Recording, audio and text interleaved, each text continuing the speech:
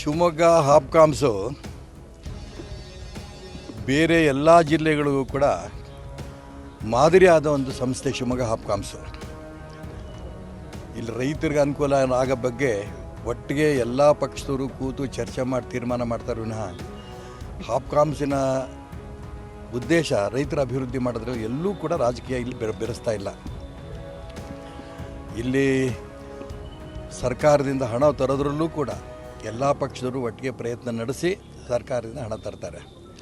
ಅದೇ ರೀತಿ ಇಲ್ಲಿ ಅವರು ಮಳಿಗೆಗಳು ಮಾಡ್ತಾ ಇರೋದು ಎಲ್ಲ ಗ್ರಾಹಕರಿಗೆ, ಶಿವಮೊಗ್ಗದ ಎಲ್ಲ ಗ್ರಾಹಕರು ಕೂಡ ಎಲ್ಲ ಏರಿಯಾದಲ್ಲೂ ಕೂಡ ಹಾಪ್ಕಾಮ್ಸ್ ಮಳಿಗೆಗಳನ್ನು ಮಾಡಿಕೊಟ್ಟು ತಾಜಾ ತರಕಾರಿ, ತಾಜಾ ಹಣ್ಣುಗಳನ್ನು ಕೊಡೋ ದಿಕ್ಕಿನಲ್ಲಿ ಶಿವಮೊಗ್ಗ ಹಾಪ್ಕಾಮ್ಸು ಯಶಸ್ವಿಯಾಗಿದೆ.